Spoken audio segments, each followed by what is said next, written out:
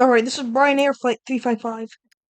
Being painted an entirely white color, the 737-100. It's 6 aboard. It's 6 aboard. 3 crew and 3 passengers. When the aircraft took off, the 737-100 was actually going to be transported, pushing the throttle all the way up. The aircraft's gear was then pulled up.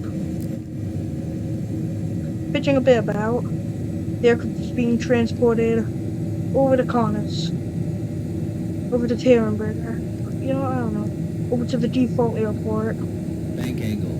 Since that was where it was actually to, be painted to its BryanAir colors. This never happened, however. The aircraft suddenly began to experience an explosive decompression. And then debris struck its vertical stabilizer. As the aircraft fully experienced its decompression, running along cracks in the aircraft entered a dive, barely recoverable.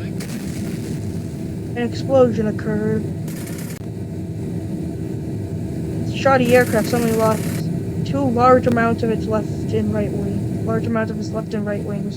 The aircraft was falling apart, actually. It was increasing in throttle while it went up. Another section of aircraft and another section of it then tore away. The cigar and the aircraft then began to drop.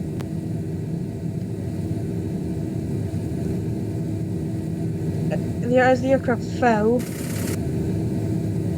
destruction then caused the overstressing of both stable horizontals, and then the left wing finally fully buckled. It looped over and then the right wing too, before the aircraft then exploded midair. It then peppered the entirety of the area surrounding Dartford Airport. In their horrific nightmare, none of them realized that Dartford was nearby. Maybe they would have survived if they went and detoured to it. Maybe they wouldn't. It'll never be known. Though it's likely that because of how they would have had to make such severe turns, and how their aircraft was already falling apart because the other owners were very, very bad with handling it.